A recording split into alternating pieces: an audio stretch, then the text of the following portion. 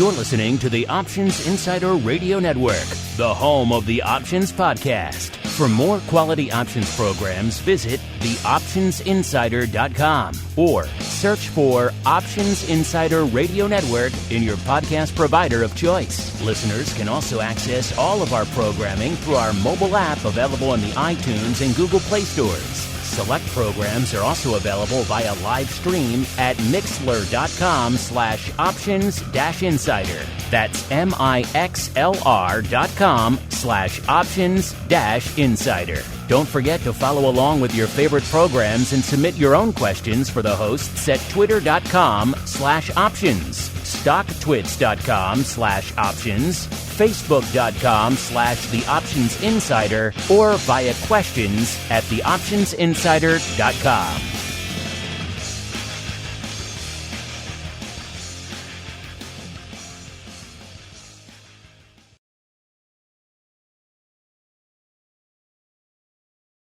Welcome to Volatility Views, the premier program for volatility traders. Each week, we'll take a deep dive into the world of volatility with in-depth analysis, trading activity reviews, strategy breakdowns, cutting-edge education, and much more. We'll also bring you exclusive conversations with the traders, researchers, and asset managers who are reshaping the volatility landscape. If it involves volatility, then you'll find it on Volatility Views.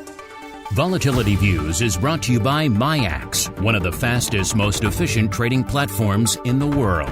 MIAX is proud to bring you Spikes Volatility products. Spikes options and futures are traded on the Spikes Volatility Index, SPIKE, offering pinpoint accuracy, radically faster dissemination, and a highly transparent settlement auction, all for ultra-low exchange fees. It's volatility reimagined. Learn more about Spikes at miaxoptions.com/spikes. Options and futures involve risk and are not suitable for all investors. The statements made are provided for informational purposes only and should not be relied on for financial or legal advice. Volatility Views is also brought to you by Matrix Executions, LLC, an agency broker-dealer focused on best execution in trading workflow automation. A technology-driven firm, Matrix is led by trading pioneers with decades of experience designing and building best-in-class solutions for options markets. Matrix connects to all domestic exchange venues and multiple international exchanges and serves both institutional and individual clients. For more information on Matrix Executions, LLC, please visit matrixexecutions.com. And now, it's time to take a deep dive into the world of volatility. It's time for Volatility Views.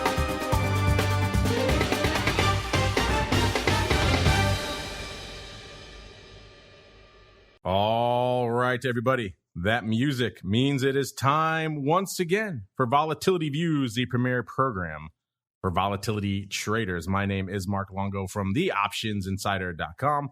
as well as, of course, from the ever-compelling, at least we think so, Options Insider Radio Network. Glad to see so many of you are gearing up for the Pro Options Oddities coming up later on today. Of course, we got surprise. We got a double dose of Pro Q&As headed your way next week. Got some Vol Legends on deck for that one. So that should be fun as well. So if you haven't joined us yet on the Pro stuff, you're missing out on a good one next week. Two good ones next week, in addition to all the oddities fun and everything else, and the early glimpses of all the other shows, early access to Options Bootcamp, early access to OPR, all that good stuff, and a whole bunch more. You know where to go to find out more. TheOptionsInsider.com/pro is the place to go. And of course, keep those questions and comments coming however you listen, live, after the fact, on demand, on Audible, on a tin can with string in Estonia. However you listen to the show, keep those questions and comments coming. We do love to hear from you guys and gals out there. Let's see who we're hearing from on the old program today. First, pleased to be joined once again, holding down the MIAX hot seat, Mr. Matt McFarland, the derivatives product and biz dev head for futures. Long business card over there at MIAX. Matt, welcome back to Volatility Views. Thanks, Mark. I'm excited to be here this week. Thank you. All right. Well, we're excited to have you in the hot seat, get a deep dive into all things Spikes Futures in a little bit, and also joining us once again from the dark and stormy shores of Maine, the rock lobster himself, Mr. Andrew Giovinazzi from the land of the pit. Mr. G, welcome back to the program. How go things dark and stormy in the land of Maine, sir? It is actually sunny and quite pleasant. So I know that changes your whole MO and you get grumpy, but it is a sunny, lovely day here in Maine. The tide's coming in and the fish are laughing at me that eventually at 4 o'clock I will go try to fish. I'm disappointed that you start off the show with such a blatant lie, sir. We all know that's not true. It can't possibly be true. They're called the dark and stormy shores of Maine for a reason. So we'll just ignore his blatant lie, listeners, as we keep on rolling right on into the volatility review.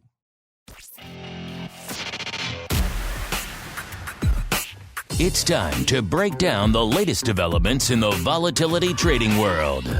It's time for the Volatility Review.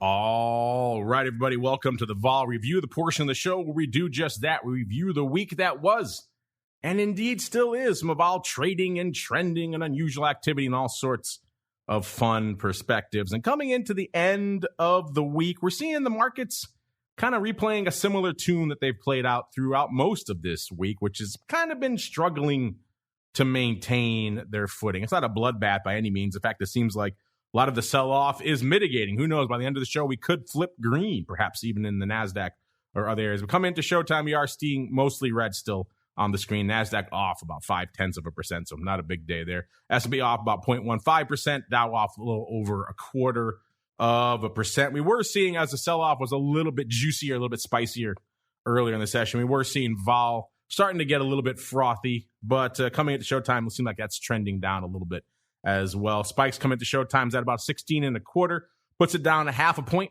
from where it was this time last show. And then VIX Cash was at about a 17.25 to kick off the show. Puts it actually up about a point from last show. So interesting evolutions going on over there in Spikes and in VIX Cash. VVIX, aka the vol of vol, at about a 123. So up a wee bit, up about 12 points or so from this time last week. So a little bit more vol popping in. In fact, I do believe we did have some prognostications in the 17 handle there last week on the crystal ball.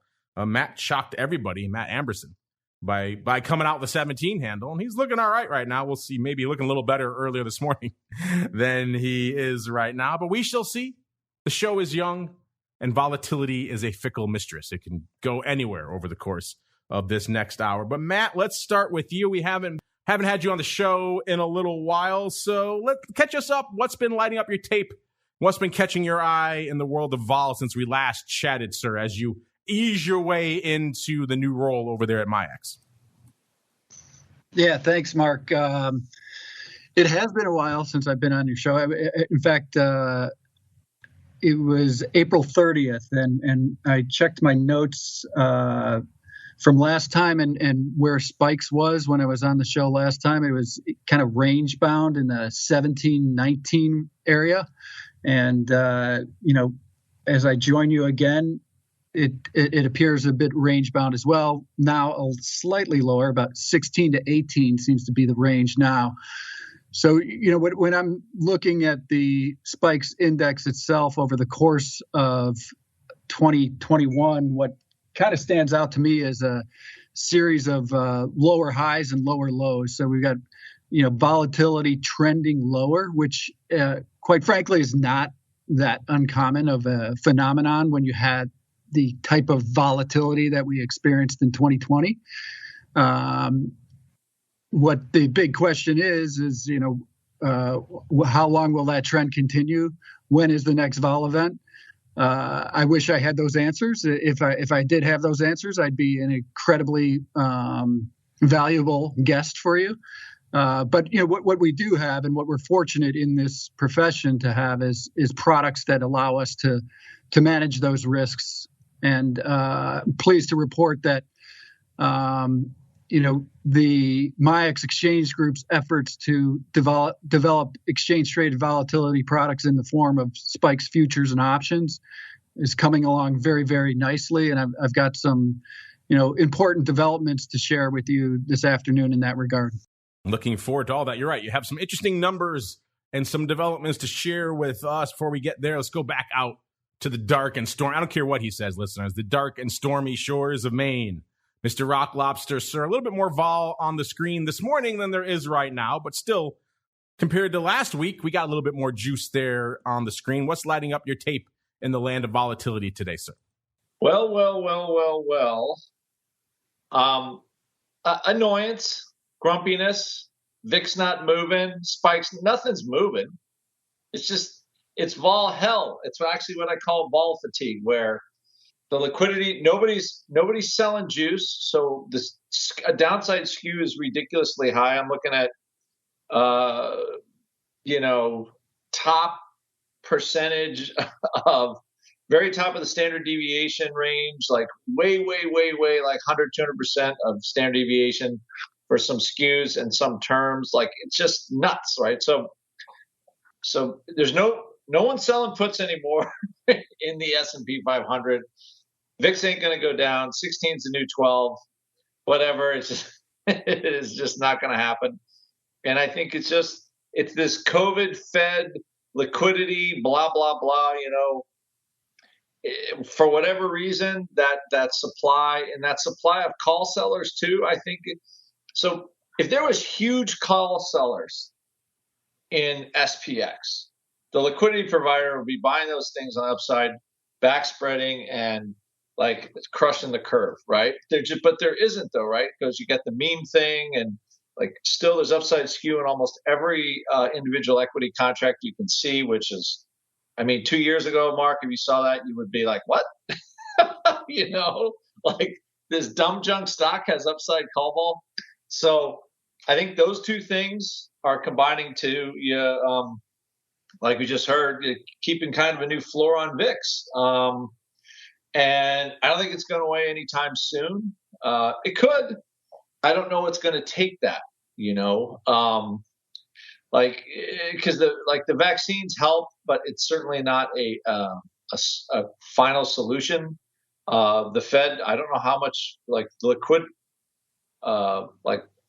bond issuance and all that stuff really hasn't stopped. We're still in this kind of bizarro land of continually trying to prime the economy from monetary policy.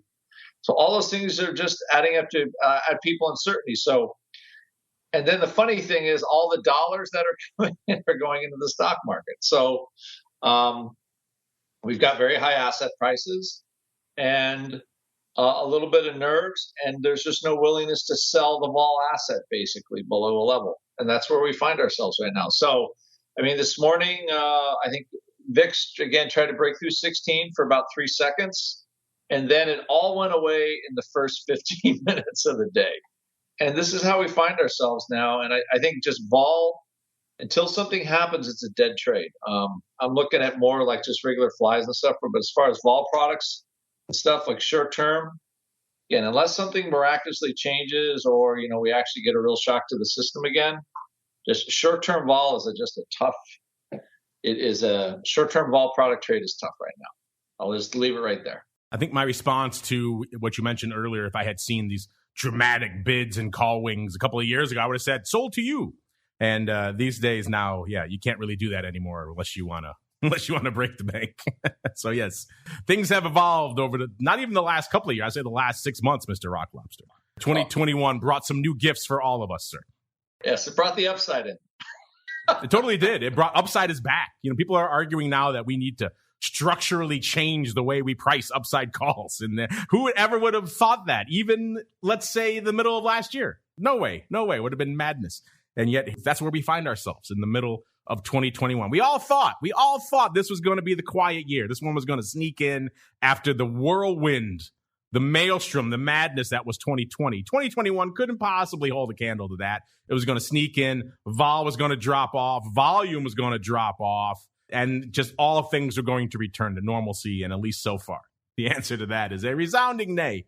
Speaking of volume, let's get out there a little bit. Matt, you kind of hinted at it earlier. You guys over there in MIAX, I think, spoiler alert, have kind of been blowing the doors off. And I'm just looking at some of these numbers here. We kind of crunched the numbers for the whole business back about a week or so ago. Obviously, June was a robust month for the overall options market, the most active June in the history of the business. And I do believe the second busiest month in the history of the options business. So we're talking some serious numbers. And again, that's June. That's the month. Usually sell in May and go away applies to the options market as well. Nobody trades from, June till the end of August, really.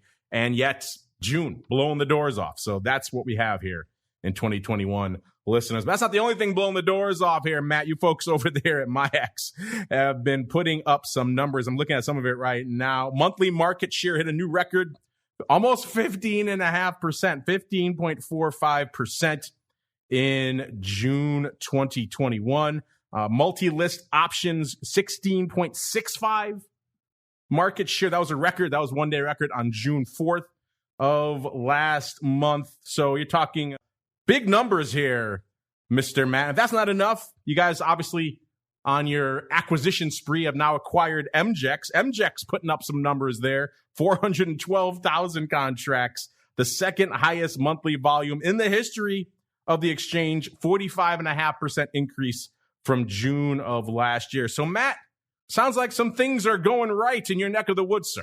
Yeah, thanks, Mark. You're correct. Things are going well at MIAX in several different spaces and in the various exchanges within the MIAX exchange group. As you mentioned, on the equity options side of the business, our market share continues to climb. I think that is just a testament to really the great technology that we have on the equity option side of the business and the value that is finding within the market. And I think that's why you're seeing our market share continue to creep higher. And of course, you mentioned our recent acquisition of the Minneapolis Grain Exchange futures platform, and that's allowing us to grow our Spikes futures business. And that's going really, really well as well. We started a new incentive program for our Spikes futures at the beginning of July, and we've put together a great group of liquidity providers that are doing a great job. The market quality that we are producing on Spikes futures has just been fantastic. Let me share some key metrics that we look at. For instance, the average size displayed on the bid ask in the front two contracts, that's where most of the volume comes in, is 38 contracts. That compares to 19 contracts in June. So we've doubled the average size displayed. And you think about what these contract represents. One contract represents 1,000 Vega. So this is a big contract. So we're displaying great size. Also, the percentage of time that we're showing a one tick wide market, 75% of the time during U.S. trading hours. That compares to 50% of the time in June. So in July, we're at 75%. So it's trending upward in terms of market quality. And that's especially important because, with a new product, folks want to know, can they get in and out at reasonable prices? And certainly these market quality metrics indicate that they can. But not only is market quality really, really strong, volume has been fantastic as well. We had a record day on Wednesday, over 1,800 contracts. Today we look like we're over 1,600 contracts already. So trending towards another record day. Admittedly, it's easy to set records when you start from a low base, but the trend is certainly upward, and we're just thrilled to be able to offer the market, a cost-efficient manner to hedge volatility risk or speculate on volatility risk. Yeah, certainly that incentive program you guys are working on does seem to be paying dividends out there. You mentioned some volume records out there. Daily record 2,723 contracts on July 8th, a record for the week of 7,333 contracts. So things seem to be heading in the right direction. For everyone out there who's asking about the options, that's going to translate. That's the whole plan, right? You make the underlying more liquid, a little bit tighter. That translates into tighter spreads on the options, which I know something you folks there in the audience have been asking for some time. So there you go. Get the futures up and running. The options will follow suit. Speaking of futures, Mr. Rock Lobster, we're seeing not a heck of a lot of evolution net on the week out there in the land of VIX futures. Coming into showtime, the July futures moving, don't get me wrong, it's up about a point, but that's the very front portion of the curve. That's going to swing around usually. Outside of that, we're seeing the AUG and SEP futures haven't really done a heck of a lot. I think the AUG future coming into showtime is up about a mere 1/10 of a point. SEP future up about 1/4 of a point. That was really about it. So anything really catching your eye in the land of VIX futures this week, Mr. Rock Lobster? Besides my grumpiness? That's just a given any given day of the week, sir. Yeah, I would just say more of the same. Abnormally high, forward vol numbers. I guess not abnormally high anymore. Normal for what's going on right now. I was looking really good in the crystal ball this morning when we were ticking around to 1625 for the first half hour of the day. But of course, as the show goes on, your early morning prognostications don't look so good. But you still have basically the same symptom for vol, where the nearer term vol is lower because realized vol in the SPX is a low single digit. It's like 7 or 8%. All the front month, all the weekly and the short term vols slope downward. They're really inexpensive. And nobody is out there selling any of the back months. So you get this higher, steeper future premium, and it isn't going away. It's just, it's good to lock in potential vol puts, and I think it sets up well for 30-day trades and things like that. You got to take, but also now the sell-offs are so short, and SPY that you got we said it last week, you have about 40 minutes to close some upside VIX. That's all you got. So that again, the decay is rich. It works eventually, but the big dollars that used to come from buying puts in the vol products and stuff like that, and until we see a 12 handle again, you got to temper your expectations. But yeah, a lot of that same persistent forward vol thing where there's not a lot of back month sellers, and you have much lower short term volatility in the SPX. We have that kind of steeper curve, and I don't think it's going to go away anytime soon. Our pro listeners, Mr. Rock Lobster, they're learning. They're learning very well. We got a little bit of a love fest going on in the chat right now, and they're all kind of prematurely congratulating Options Queen. I forgot she was at a 17.25 at the end of our last show. That was looking pretty good at the start of the show, and Mr. Unlimited shouting her out. So people shouting out other people for winning. Look at the love fest we have going on. What a nice crew we have listening live. But as I mentioned, vol is a fickle mistress. We haven't gotten to the end of the show yet. I do doff my cap to your early claiming of victory, though. So that was smart. Stay on that tip as we keep on roll. I've done that once or twice myself. Let's head on out to the options landscape. Spikes options, pretty similar to last week in terms of the top 5 positions out there. It's pretty much the July 2230s, that vertical with that kind of funky 50 kicker, I guess you can call it out there. Someone really has an axe to grind for the 50 strike out there in spikes, followed by the 16, 18, put vertical, all that kind of the top 5 positions. Very similar to what we saw out there last week. Be interesting to see now that we're seeing some more numbers out there in the spikes futures and some tightening of those spreads, how that translates to some more options paper going forward. Speaking of options paper, VIX actually doing some today. It's a rare week or rare day, really, where VIX is already exceeding its ADV. That ADV has gotten pretty anemic. It's down to about 420,000 contracts. That's down another 44,000 from this time last week, listeners. I got a feeling it's going to tick up a little bit after today because they're already at 464 coming into this portion of the show. Let's look out to see some top 10 positions out here in VIX land. If you're wondering, it's still pretty much 60-40 puts to calls out. I think it was 50-50 last week, so it has ticked ever so slightly in the favor of the puts. Cost you about 141,000 contracts to break into the top 10 right now in VIX land. That gets you to the July 21 puts, followed by number 9, $1.49 of the July 15 puts. Number 8, $1.50 of the AUG 17 puts. I think you can see where we're going here. Number 7, $1.53 of the July 18 puts. Number 6, our first call in the top 10, $1.73 of the NOV 60s. Another intriguing strike. We got the 50s in July out there in spikes, and now we got the NOV 60s in VIX. They've been kind of interesting to watch for a little while out there. Number 5, 185,000 of the July 17 puts. Then back to the calls. Number 4, 200K, almost exactly, of the July 40s. You know what's up with those. That's the other half of that 25-40 vertical that not exactly looking so great out there. Number 3, 202,000 of the SEP 25 calls. Number 2, 215,000 of the July 16 puts. And number 1, with a decent size bullet, 295,000 of the aforementioned July 25s.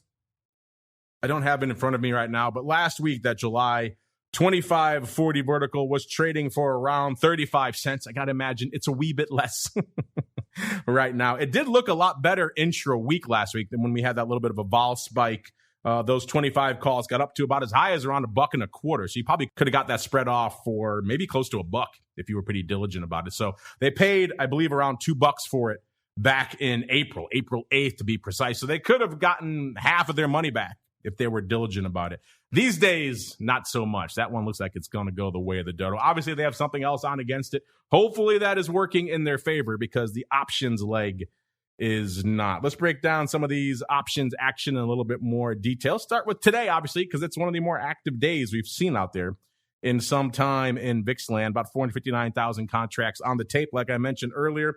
The top most active contract out there today, the AUG 25, with about 37,000 of those, followed by the July 18 puts, number 2 with 32,000. Number 3, the AUG 16 puts, 31,000 of those. Number 4, 30,000 almost exactly of the AUG 32 halves. And round out the top 5 today, 25K of the July 17 puts. Those are going out, those are going out next week. Yeah, those are their regular monthly July there. Yesterday, we had 470,000 contracts on the tape. The most active contract, the July 18 puts, 35K of those, followed by the July 17 puts, 33,000. Number 3, July 18 calls, 25,000 of those. Number 4, 24K of the October, going out to October 25s. Round out the top 5 yesterday, the July 16 puts, 22K of those. Wednesday, a lighter day, only 349,000 contracts on the tape, but someone had an axe to grind on the July 20s.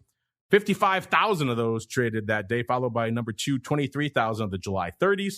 Maybe a bit of a ratio vertical there. Number 3, 21,000 of the July 16 puts. Number 4, about 20K of the July 17 puts. And rounding out the top 5 on Wednesday, 14,000 of the AUG 50s. So again, the 50 strike popping up on the radar. Intriguing. Tuesday, 422,000 contracts on the tape. Number 1 with a bullet, 50K, almost 51,000 of the July 16 puts, followed by about 25,000 of the AUG 32 halves. Another interesting strike.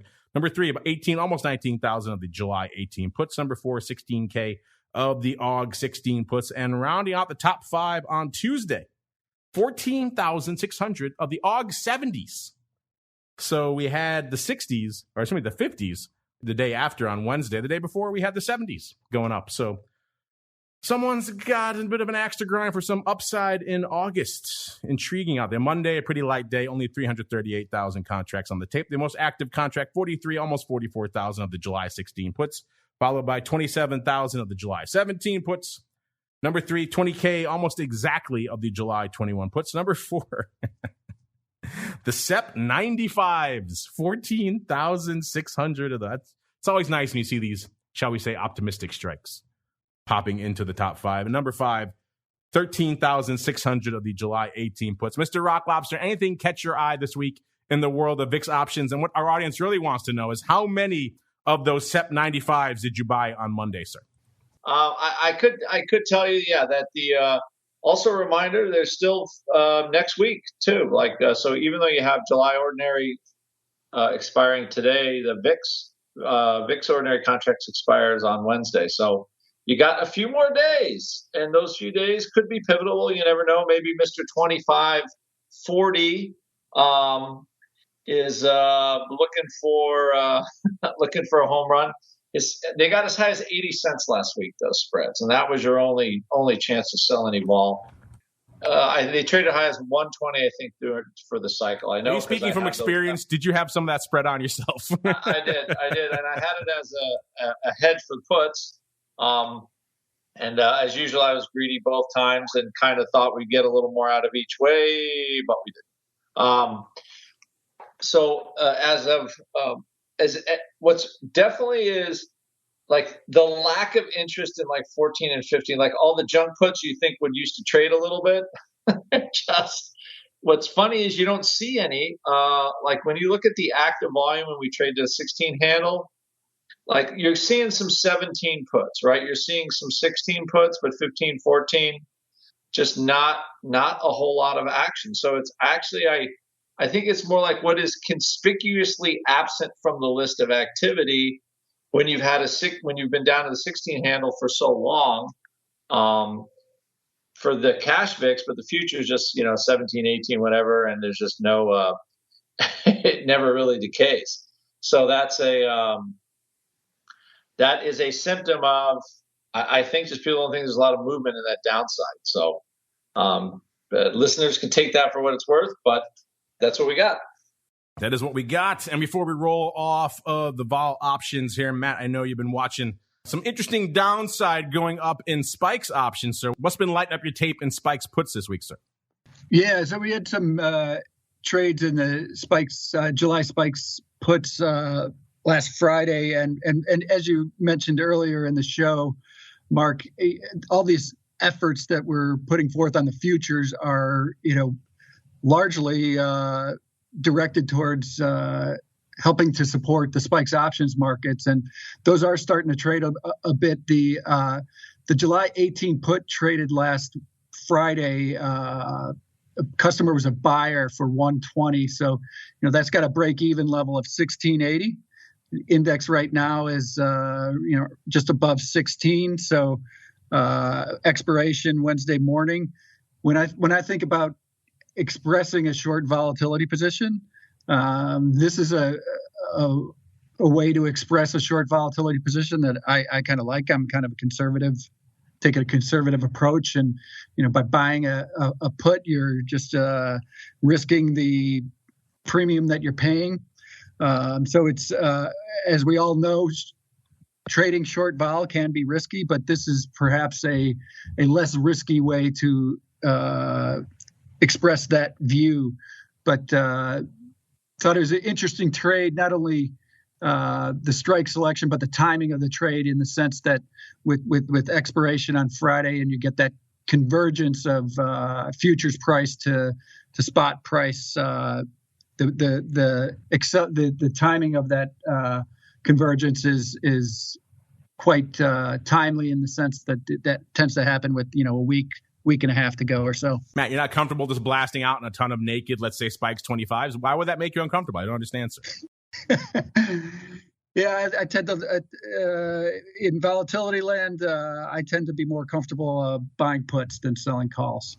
I can certainly get behind that sentiment. You're right. It is good to see more people piling into the options. We have seen a lot of feedback from the listeners and the audience to say, hey, they love an alternative to VIX. They want to trade it. And, the markets have been a little wide, which is, when they come in, they see something that's like, no bid at a buck or whatever, and they want to trade somewhere in the middle. They're not even seeing that. That's intimidating to people. So, the things come in a little bit. That's the moment I think a lot of our listeners have been waiting for to even get them started. I've told them in the past, and I have had this experience myself. If you do work stuff diligently and you come in kind of mid-market in Spikes, it does seem like the market makers are willing to play ball with you. They may look scary at the front. It may look like they're not really coming to play ball. But if you do work some orders out there, I have been filled, had some good success. You have to just make that first step, listeners. And I get it. Sometimes that can be intimidating. So I think the futures tightening up will make that first step a lot easier for a lot of you out there. Speaking of shorting vol, a product a lot of you folks like to use to short vol these days is VXX. And if that was the case,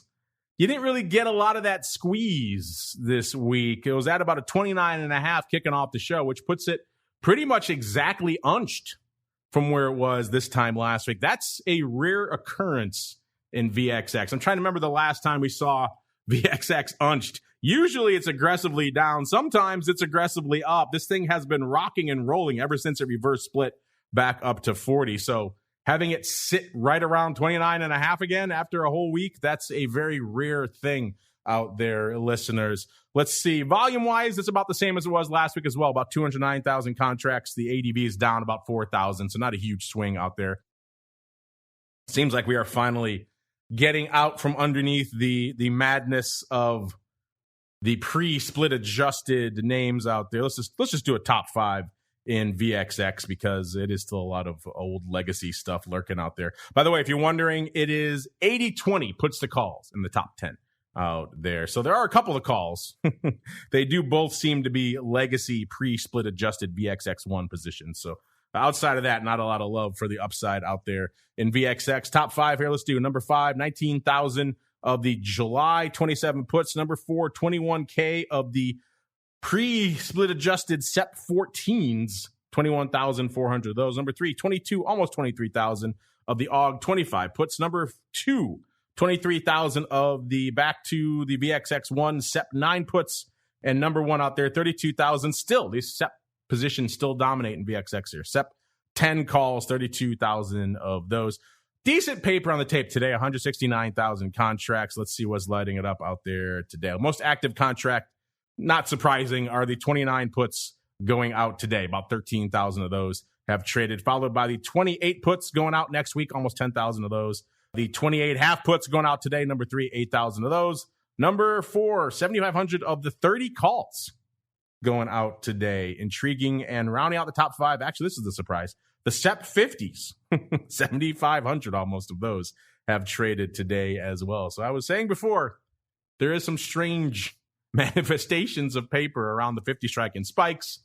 We see even higher strikes out there in VIX. Looks like someone's coming to play on the 50 strike in VXX as well. Mr. Rock Lobster, I know you and your crazies like yourselves a little VXX these days. So A, what are you lighting up out there? And then B, a related question to earlier, how many of these SEP 50s did you buy in VXX, sir? How many are we piling on? Well, the good news about the SEP 50s is they just don't decay. They take forever.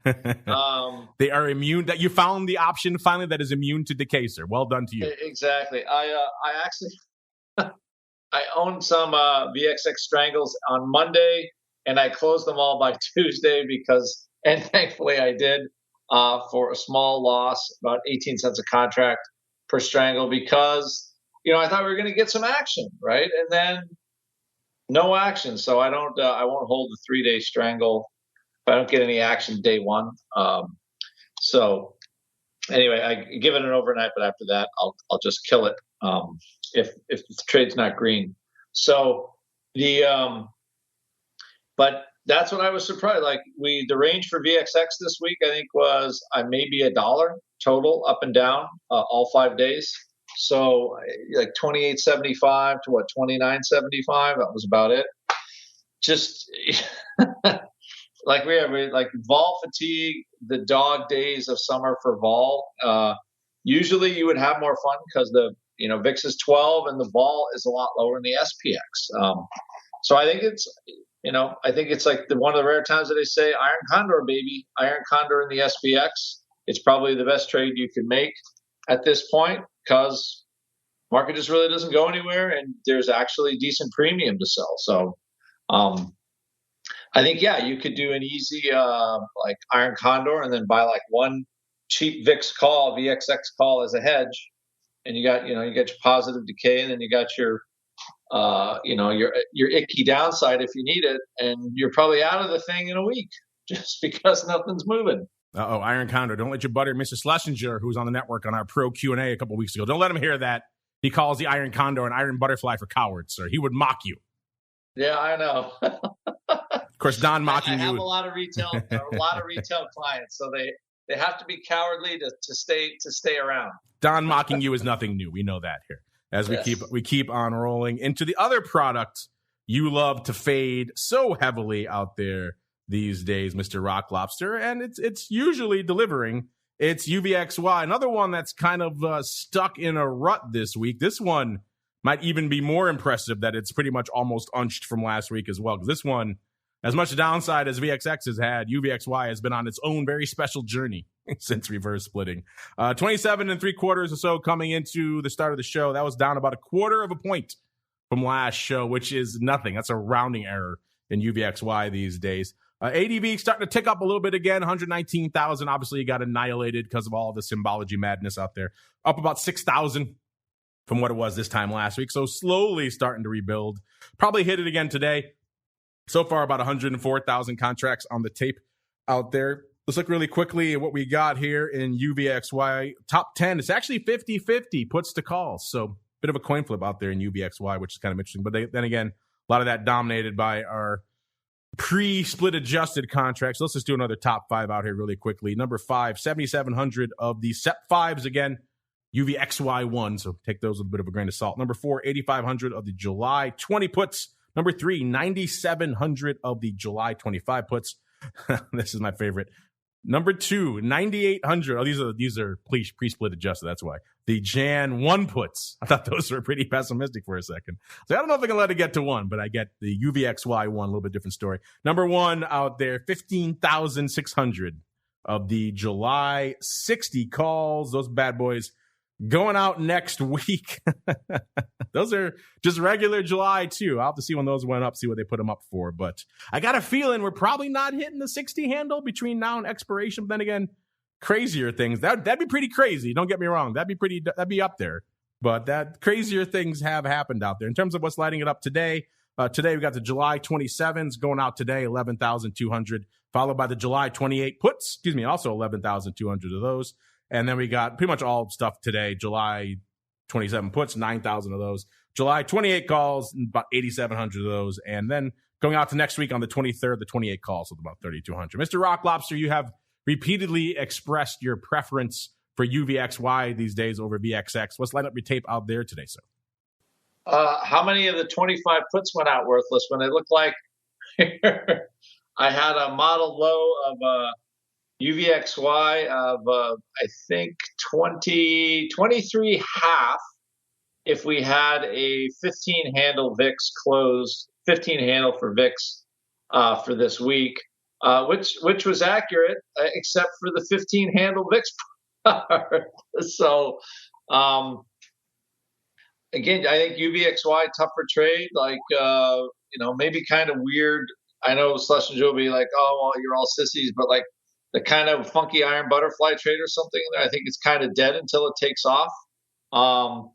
As much as the Fed keeps trying to jawbone things around a little bit, like I don't think they got enough of a market sell-off, so they're going to keep trying it. I think literally every week they change their tune on what they're doing with rates in their balance sheet. So, and it looks like today is their, they claim to be tapering. So, who the heck knows? All I know is that into a weekend, VIX is up, and it looks like the bid is going to hold for the day. So really, maybe we see some fireworks next week. It is possible. It is possible, although it has not happened. Don't like what Powell says. Just wait 5 minutes, because one of the governors will come out and say something else completely contradictory, and it'll be a whole just a mess of nonsense over there in the land of the Fed, as it usually is out there. Speaking of messes of nonsense, it is, of course, well, before we get to that, really quickly, we're talking about vol ETPs and ETFs out here. Matt, I know you don't watch a lot of the VXXs and UVXYs. It sounds like you folks have some cool stuff in the hopper in terms of spikes ETFs, sir. Yeah, that's correct. So a firm called Convexity Shares has filed with the SEC to list 2 ETFs that will embed spikes futures within them. One would be a 1x long. The other would be a 1.5x long. So essentially the analogs to VXX and UVXY. So investors will have further choices to make amongst volatility ETPs in the near future. There's no launch date yet for these ETFs. It's still under SEC review, but perhaps sometime later this year, those products will come out. Well, that'll be really exciting. And also kind of going back to that volume story we were saying before, the ETPs tend to drive a lot of volume over there on the VIX front. Interesting to see what they do on the spikes front as well. Certainly can't hurt. That's for sure. All right, looking out really quickly here on the kickoff of earnings season. If you like all those numbers that we crunch for you over there pretty much every day these days, listeners. You can check them out for yourselves, theoptionsinsider.com. We just flipped the script over there to a new earnings season, so a blank slate. If you're wondering, Matt and his team over there at Orats did just adjust their final numbers for the last earnings season. We came in at a 72%, adjusted it down from a 74%. So spoiler alert, it wasn't the season where the worm was going to turn. It didn't happen yet again. Is this the one? Will we finally see some outperformance from a vol perspective? We got some financials popping off this week, and a few of them delivering a little bit of vol out there. Not so much yet on the Rock'em Sock'em Robots front, but we shall see. The season is young. There are a lot of names popping off next week. We have Schwab before the bell today. Let's look really quickly. They're at $70.20 as of this report. They were pricing in, let's see, $1.90. In the past, they've moved $2.36, so a little bit lighter vol there, and they're off about $1.25 so far today, and they're actually off about a buck from where they were at this report. So they have pretty much dramatically underperformed from a vol perspective. So sounds like past is prologue, at least for now here in the earnings season. But the season is young. It's barely getting started. We got some big names coming. You got Chipotle's, your Apples, your Teslas, all that good stuff, and a whole bunch more. So if you like to sink your teeth into a little bit of earnings volatility, and let's be frank, who doesn't, right? Even if you don't trade it, it is interesting to watch and keep an eye on. You know where to go for all that data and a whole bunch more. TheOptionsInsider.com. Click on the Options News and Articles tab, and you're off to the races. Meanwhile, we're off to your segment. It is time to unleash your volatility voicemail.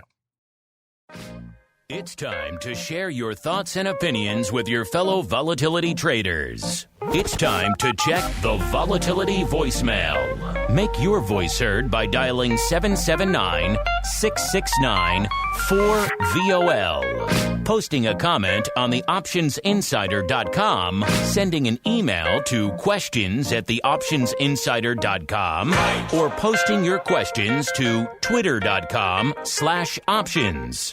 or facebook.com/theoptionsinsider. All right, let's kick it off here, see how many we can squeeze in here. Mackenzie, she's one of our pro members here. She wants to know, or she says, this show is amazing. Well, thank you, Mackenzie.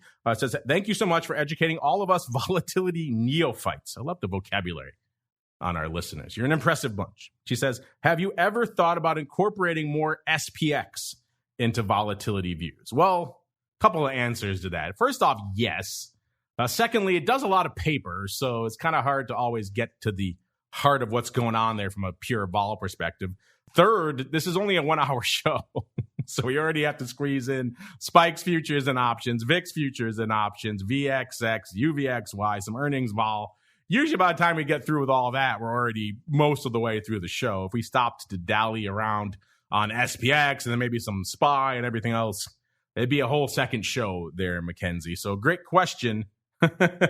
But maybe if we have a 2 hour show, maybe we can work that in. We do keep an eye on it, obviously. And if there's something that relates directly, we will bring it onto the show. But these days, it's a little challenging just to squeeze in everything that we have. All right, another pro member coming in from the live chat. Options Queen. Oh, there she is. She's taking my victory lap on the crystal ball now.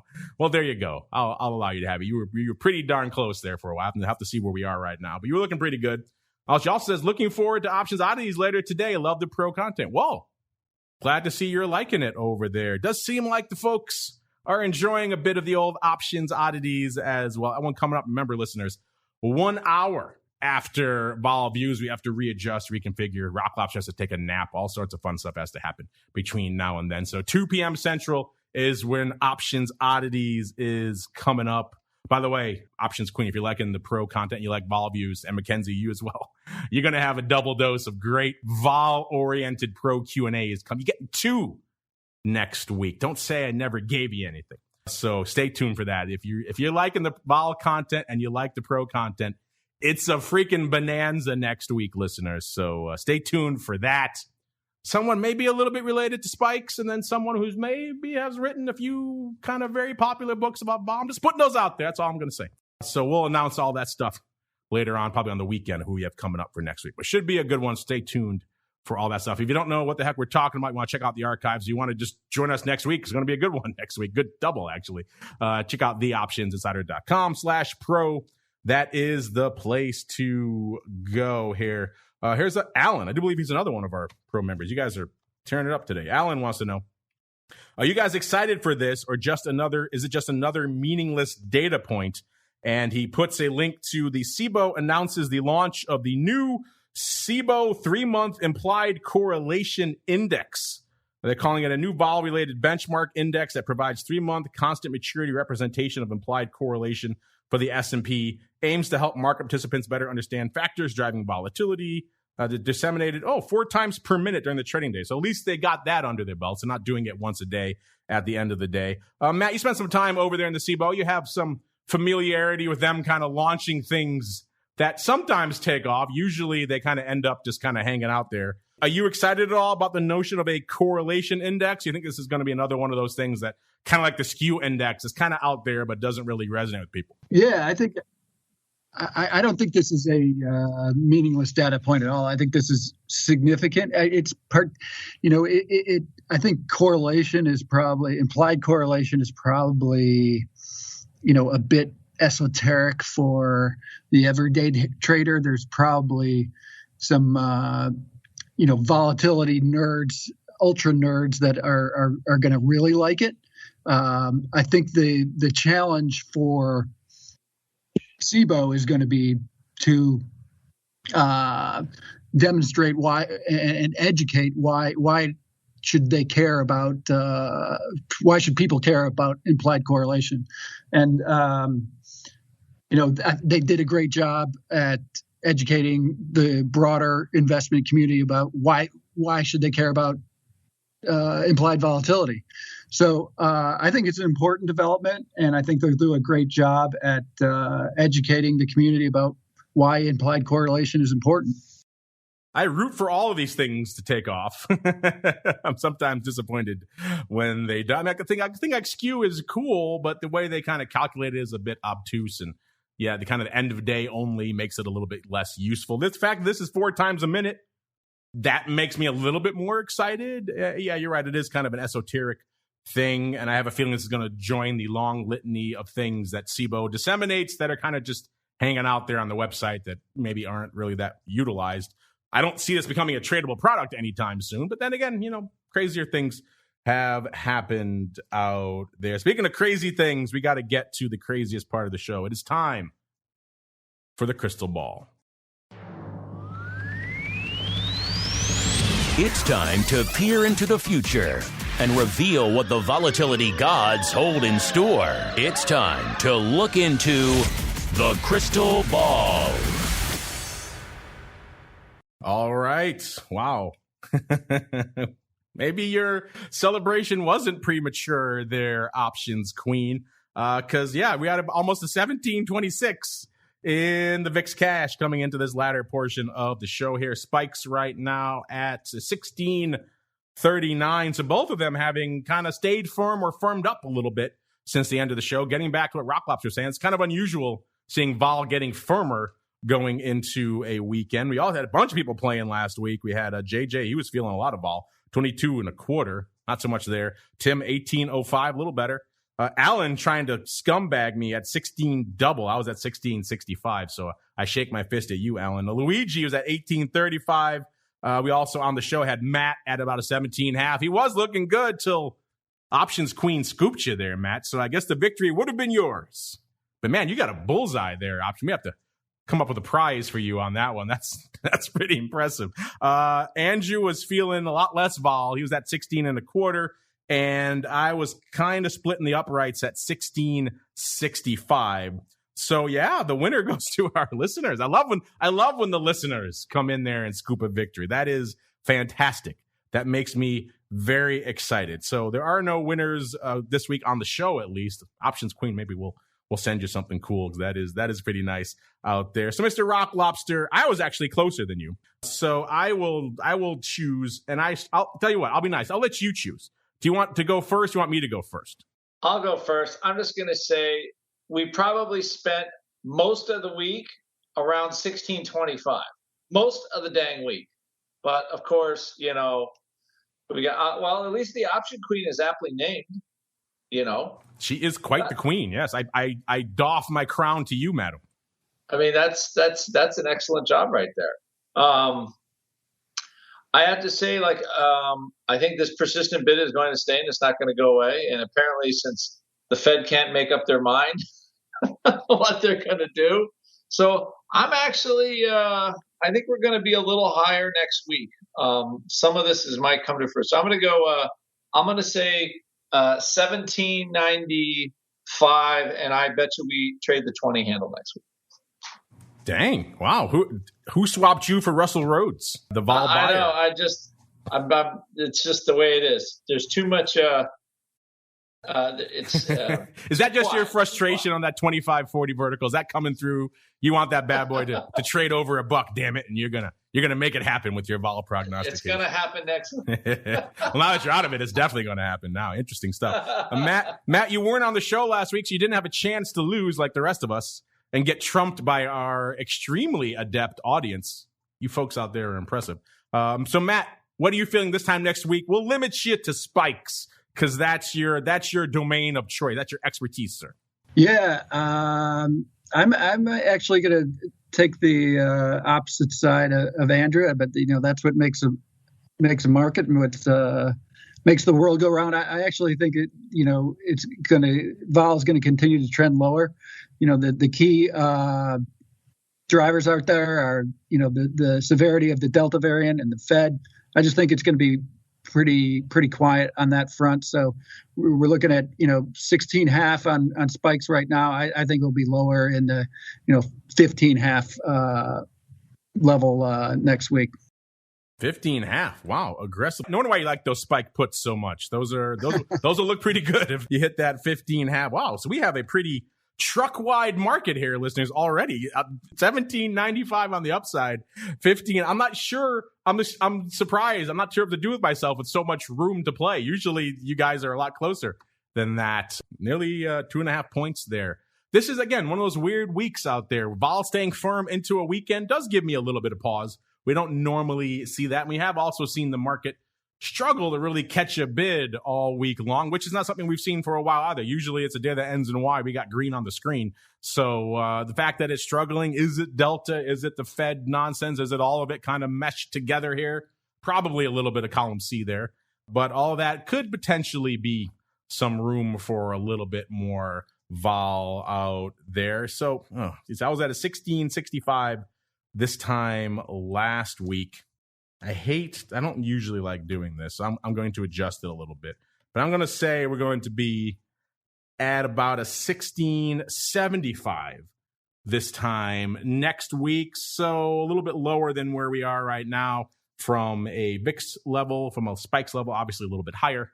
And kind of just vacillating around. That doesn't mean we won't see these extremes everyone is predicting in the intra-week period. But by the end of the week, where it counts right now, we're going to be glued to a 16.75. You folks have your prognostication. A lot of people hit us up with stuff last week. They were all over the place. Hit us up with your prognostications again this week. See if you could beat Options Queen at her own game here, because she had a nice one this week. All right.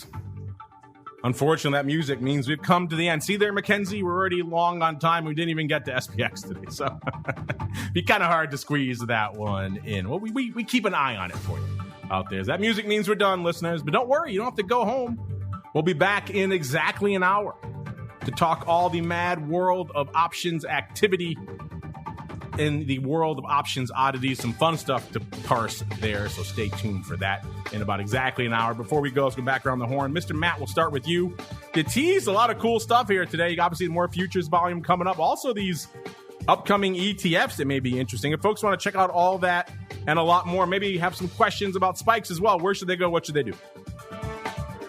They should go to MIAXoptions.com. All that information is available on our website there, and hope you visit the site.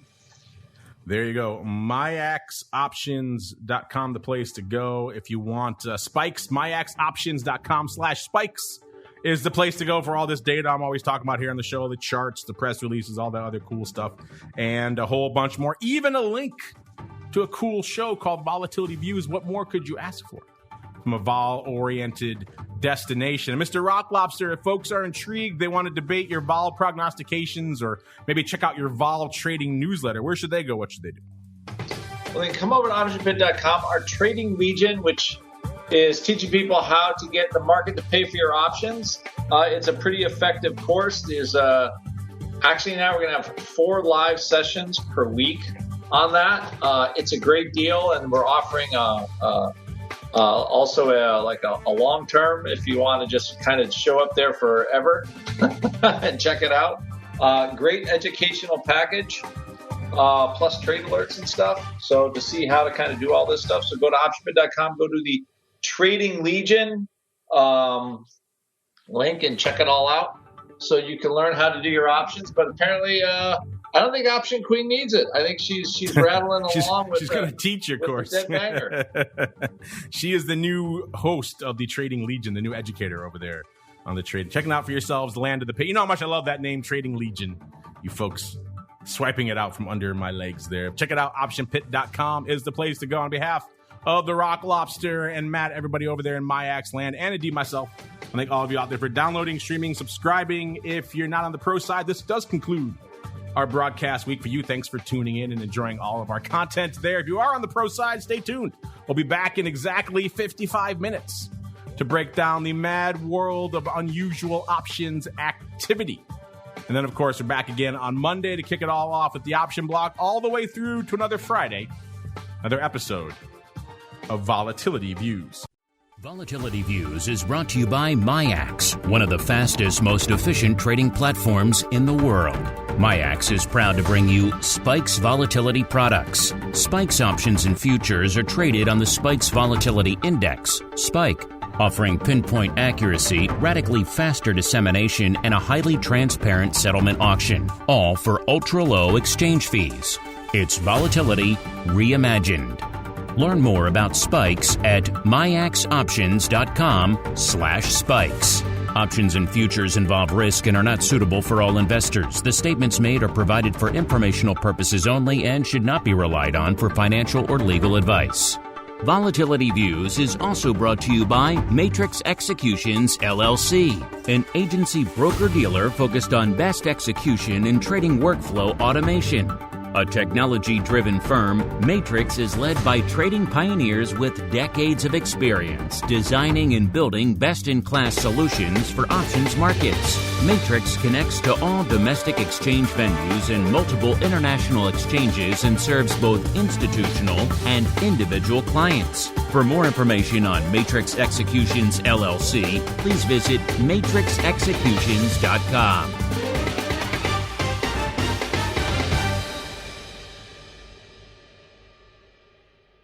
You're listening to the Options Insider Radio Network, the home of the Options Podcast. For more quality options programs, visit theoptionsinsider.com or search for Options Insider Radio Network in your podcast provider of choice. Listeners can also access all of our programming through our mobile app available in the iTunes and Google Play stores. Select programs are also available via live stream at mixlr.com/options-insider. That's mixlr.com/options-insider. Don't forget to follow along with your favorite programs and submit your own questions for the hosts at twitter.com/options, stocktwits.com/options, facebook.com/theoptionsinsider, or via questions at theoptionsinsider.com.